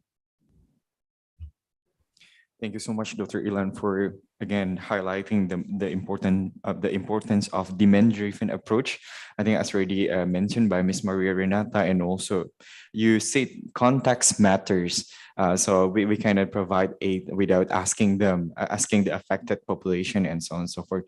And I think I'd like to pose another question to Ms. Maria Renata about the aid that we have given to these countries, like you mentioned about Mozambique, if I'm not mistaken, also Fiji and India and so on and so forth. How does Indonesia evaluate the conduct of or this development assistance basically? How do we evaluate? How do we monitor the implementation of this aid, whether the aid has reached the most affected population or not, and so on and so forth? What kind of indicators we use for that? Ms. Maria Renata, please. Yes, thank you, Mas Habib. Of course, when certain assistance is given to a certain country, and when we're talking about humanitarian, there is that dialogue that Ilan has mentioned. What is actually needed on the ground? A certain country might perhaps need cash, but others perhaps need in kind in terms of maybe medicines, maybe food, and that is what we have to hear based on what is needed on the ground. But of course, on that aspect, we turn back also in how do we respond to that request? Everything is definitely in line with regulations that are in place when the government of Indonesia assists another country in terms of assistance. Now, you asked the question of how do we monitor, how do we evaluate? Well, when we're talking about humanitarian assistance, there is a mechanism in which sometime after the assistance is given, we discuss how has it reached to the people in need, and should there be Indonesia's missions on the ground, of course we also engage them. We work together with our Indonesian missions to see how that assistance has reached those in need that we always use in our mechanism. But then we are also mindful that Indonesia's missions are not in all countries in need. And if that is the case, then again, there is a monitoring and evaluation process where we engage with the government that receives that assistance and see how they have used or they have implemented the assistance that has been given by the government of Indonesia. When we are talking about other assistance, now I have in mind right now is capacity building programs, because as I mentioned before, the government of Indonesia has also worked with other countries in the sharing of knowledge, the sharing of experiences through capacity building programs. Now that, of course, we put into perspective another kind of evaluation. Pak Tor also mentioned it, that it's not a one-off program. What we look for, it's a cycle. And during those cycles, we see how the assistance that has been given is productive, is reached, it's being implemented. And that is, of course, another set of monitoring and evaluation that we use to see whether Indonesia's capacity building programs is beneficial to that certain country. Thank you, Mas Habib. Thank you, Ms. Maria Renata, for answering the question. Yeah, I think it's very important to monitor via our representatives abroad whether our aid has been delivered well or not, and what are the challenges. Since I think like this is my last question, and it's going to be for Mr. Tormabulang, and then after that, I would like to invite everyone to deliver a concluding remark. Now, I think like the last question for Mr. Tormabulang. So, Mr. Tormabulang, you keep mentioning about the institutional process that has been undergone by Indonesia Aid, and then from your perspective, what is the biggest challenge you face, like in developing the institution? And because we have already had this one like since 2019, I know there are some challenges, including like the COVID-19 pandemic, but put aside of the pandemic, like what kind of challenge you face at the moment? So we cannot see like a robust Indonesian aid at the moment. Please, Mr. Tormabulang. Thank you, Pak Habib. Actually, Pak, since Indonesian aid, let's say, classified as development partner, actually, Pak, we do need like expertise how to prepare a program actually to make a good program. I mean, we have a, let's say, to develop a logic frame when you have a program. So, of course, we need also the expertise. Of course, our mission maybe can assist this area, but also in my perspective, Indonesia also has to have expertise knowing its, let's say, recipient. Because I mentioned by Mr. Ilan, we are not going to dictate it, but how to, I mean, to do the like discussion, a fruitful discussion, not one side. Because Pak Ilan, sometimes we understand, Pak, even the recipient sometimes doesn't know what they need, Pak. That's why Indonesian as development, but also, I mean, how to build their, I mean, has the capacity to formulate what the recipient needs. Of course, with the best practice as other development partner has been done. So there's the, of course, here it's a like work in progress, Pak Habib. That's we hope that maybe in the near future we can have this capacity, because at the end of the day, Pak,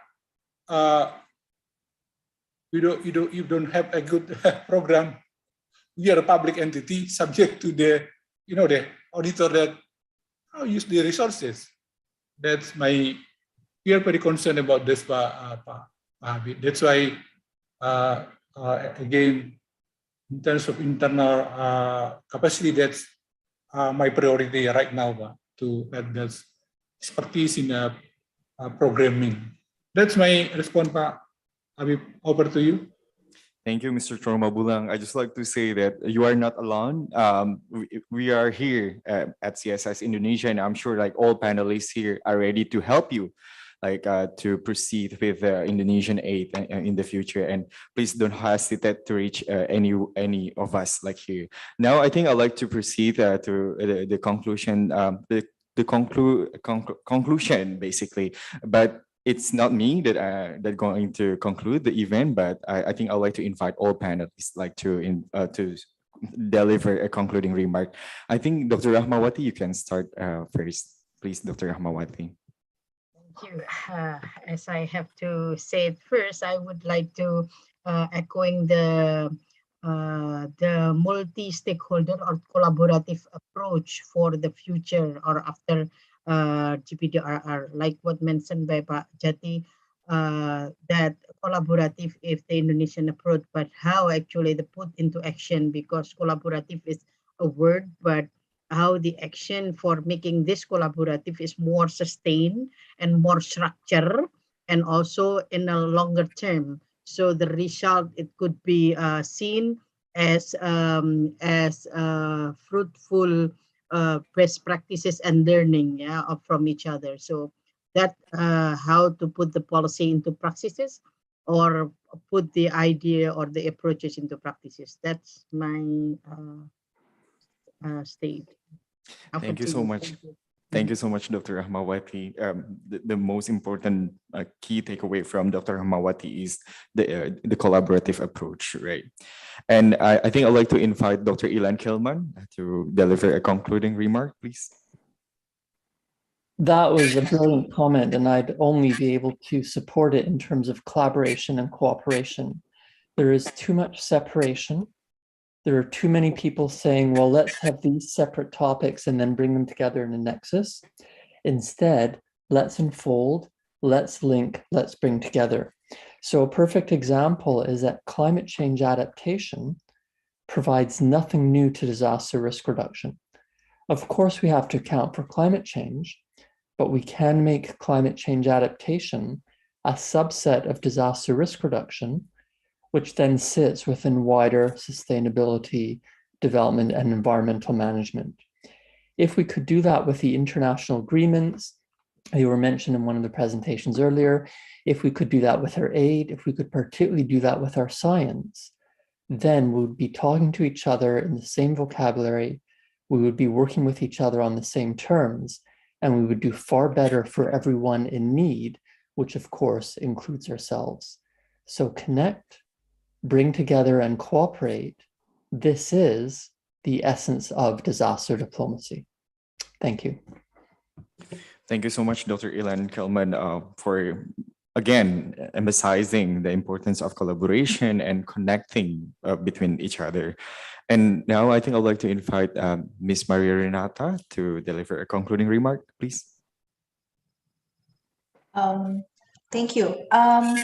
Actually, I also echo what Pak Ilan and Dr. Rahma has stated before. Dr. Rahma has stated keywords there: multi-stakeholder partnership. Dr. Ilan, I noted your statement in regards to collaboration.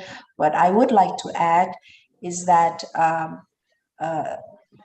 there is of course, opportunity for Indonesia also to enhance, to strengthen its role as provider country in disaster risk management cooperation, where we can explore more possibilities. Of course, there is a need for strengthening of discussion, collaboration with BNPB, among others, and also other stakeholders, not only from the government, but CSO, perhaps from university, also from universities. And here we see there is, of course, more opportunities for Indonesia to share and share its knowledge, share its experience to other countries. Thank you.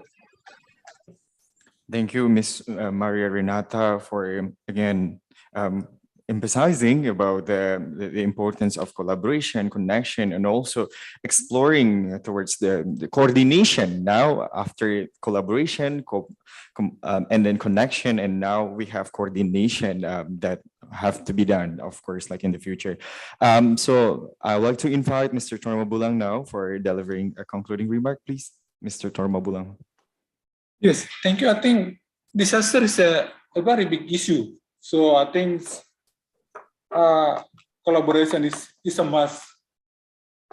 Of course, how to widen the parties in this collaboration, not only government, but also NGO, universities, and of course, all private sector could be. And I think Indonesian aid will be happy to be part of that collaboration, Pak. Thank you, Pak Habib. Thank you so much for bringing private sectors and also academia that probably we forget to include it in the discussion that we had today, but I'm sure we are going to include them like in the next discussion. But now I think I'd like to invite the last speaker, Mr. Mulyanto, to deliver a concluding remark, please. Thank you, Pak Habib. I just want to say that ASEAN is in Indonesia's concentric circles. And of course, strengthening regional cooperation is no longer an option, but more of a necessity in order to cope with the global challenges of today. In addressing disaster management issues, cross-sectoral and cross-pillar collaboration is essential. And Indonesia is looking forward to contribute significantly through the ASEAN chairmanship next year. Of course, Indonesia will formulate deliverables in synergy with what has been achieved through other forums, especially GPDRR. Thank you.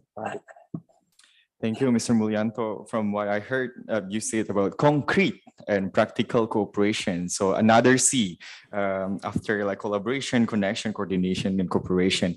So with that being said, I think I'd like to conclude the moderated discussion, but we still have the concluding remark by Dr. Raditya Jati later on. But yes, from me, this is the first, I just like to say that this is the first series that we have about what's next after GPDRR. We still have a lot of, at least like 3 other discussions, and we aim to generate policy briefs and also policy papers about what can be done with regard to Indonesia's disaster diplomacy, like and the greater disaster cooperation.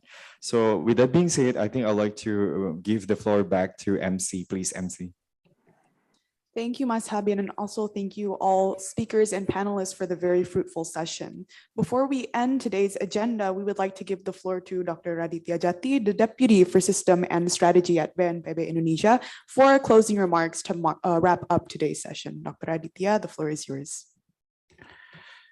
Thank you very much, MC, and also Mas Habib, and also all honorable speaker, friends, and others that are now watching in YouTube and also other virtual media, distinguished guests and participant, friends of DRR, ladies and gentlemen. So I would like to begin my thanking to CSIS for inviting me to speak in the important seminar webinar, What's Next After GPDRR, Advancing Indonesian Disaster Diplomacy. So for the government of Indonesia in general and BNPB in particular, it is essential for us to understand more about disaster diplomacy by hearing fascinating talking points from our speakers. Dr. Ilan Kelman, Mr. Achsanul Habib of MOFA, and also Dr. Rahmawati Husein of MDMC. Thank you. And on this special occasion, we are very grateful to humble to hear how Indonesian experience has helped Dr. Ilan Kelman enrich the disaster diplomacy concept. This concept is very valuable, particularly since we tend to have the hard time drawing between hard power diplomacy and soft power diplomacy when it comes to humanitarian assistance and disaster relief. Some argue that they belong to hard power instrument as they involve economic approaches, but some others may argue that they are still part of the soft power tools, as they do not necessarily consist of transfer of fund, but also transfer of knowledge and even policy or values. But this note has been briefly stated by Mr. Achsanul Habib of MOFA that Indonesia is apparently more comfortable to sometimes utilize the term of humanitarian diplomacy in capturing the bigger picture of Indonesian effort in disaster risk reduction. As Mr. Mulyanto from MOFA also added, Indonesia holds a crucial position in the Southeast Asia region. Therefore, we must maintain GPDRR outcome and momentum very well, and not only for the short run, but also for the long-term run. In addition, Dr. Rahmawati Husein has also illustrated how knowledge sharing, networking, and scaling up the responses play a significant role in disaster diplomacy, highlighting the importance of non-government communities to take part of this task. Ms. Maria Renata Hutagalung from MOFA and also Mr. Tormabulang Lumantobing of Indonesian Aid also share the same perspective on how multi-stakeholders partnership along with local-led initiative and action can contribute the nation's resilience and country's disaster diplomacy. It is indeed that for Indonesia to position itself as an active player, contributor, a donor, a higher hand, and a laboratory of disaster as a center of excellence. Ladies and gentlemen, now let me briefly share some significant point of Indonesia achieved during the 7th session of the Global Platform Disaster Risk Reduction, which was convened in the last week of May 2022 in Bali. First, being the first Asian country of the second non-European country of the host, the Global Platform has display great trust of international community on Indonesian disaster risk reduction efforts, particularly in a COVID-19 transformed world. Indonesia was honored to co-chair the Global Platform with the special representative of the Secretary General for the RR, and also humbled by the in-person presence of the United Nations Deputy Secretary General and the United Nations President of the General Assembly. In her remarks during the opening ceremony, the UNDSG even acknowledged that Indonesia is a critical partner that has much to teach to the world about the RR, and that our willingness to the host of the Global Platform is a testament to the leading role we play in the sustainable development. Even though this was part of also the first and hopefully the last, the Global Platform which took place during the pandemic, the SRRG DRR has praised our protective measure to ensure event the conveyed safely. This certainly could strengthen the world's positive views on Indonesia readiness to embrace the new normal life and host many other internationalist forums, including the G20 meeting this November. Second, hosting the Global Platform was defining the opportune moment for Indonesia to live up those trusts by showcasing their good practices and sharing the lesson learned that with the world. For instance, while BNPB shared about the local-led action could enrich community resilience, the Ministry of Finance has occasion to address the disaster pooling fund as one of the nation's strategies on disaster risk financing and insurance. However, not only did the government of Indonesia actively deliver the intervention and convey statement during formal agenda session in the meeting rooms, our non-government stakeholders also enthusiastic participant in various informal agenda session outside the rooms. As the world getting more interconnected and interdependent every single day, we believe that the necessary to encourage greater public participation in helping country promote the national interests. On this note, we are proud to see how numerous elements of Indonesia community have taken in various society events, created worldwide network, and gained both intangible and tangible benefit for their respective institution, even for the country. A good example would be when the Small and Medium Enterprises exhibition in Bali collection, which also held by the Ministry of Cooperation, Small Medium Enterprises along the Ministry of Tourism and Creativity Economic, managed to acquire the total transaction of more than 109,000 billion during the one event. Third, I would like to raise the issues of the resiliency, which can break all the silo. Why? Everybody can jump in. Resiliency for all, we can say that infrastructure resilience, community resilience, climate resilience. Everybody can use the word resilience. And the President of Indonesia has himself offered the international community the concept of sustainable resilience to address systemic risk.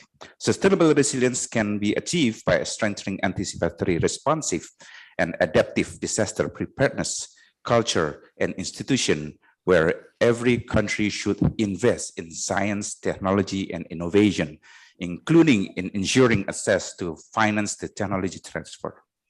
Sustainable resilience is also achievable by building disaster resilience and climate resilience change infrastructure and actually putting actions on shared commitments to importance of global agreement to the national and local level.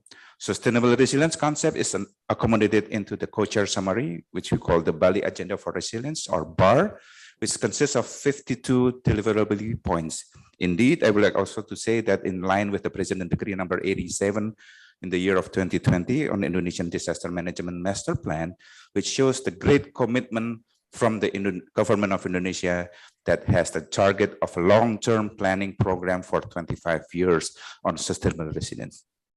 Significantly, this is all beyond the 2030 agenda, including SDGs, SFDRR, COP21, New Urban Agenda, and Addis Ababa Agreement. Fourth, from the topic of the GP 2022, from risk to resilience towards sustainable development for all in the COVID-19 transformed world, we can highlight the 2R keywords related to risk to resilience. However, as a matter of fact, to face the risk and turn to resilience, we all need another R, which the word is responsibilities. We used to say that to hear that the risk is everybody's business. However, referring to the without owning the responsibilities, we could not achieve our resilience. Resilience should be brought back home into local resilience, local communities for resilience, and so that resiliency is for all. Fifth, Indonesia commits to stream the bar in the next international forum, including high-level political forum on sustainable development in New York in July 2022, a COSOC meeting in New York in July 2022, the Asia-Pacific Ministerial Conference on Disaster Risk Reduction, APMCDRR in Spain in September 2022, UNFCCC Conference of Parties of COP27 in Egypt in November 22, G20 meeting in Bali in November 22, high-level meeting of its General Assembly of Midterm Review, Sendai Framework in New York, May 2023, and definitely when Indonesia holds the ASEAN Championship for 2023. It is our intention to prepare and put the essence of PAR and sustainable resilience into our country paper, position paper, and official statement of those forums.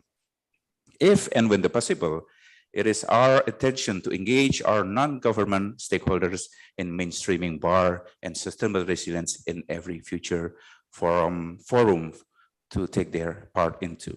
Finally, let me conclude this remark by again thanking the Center for Strategic and International Studies Indonesia for initiating the event and hosting us today. We would like to have more homeworks.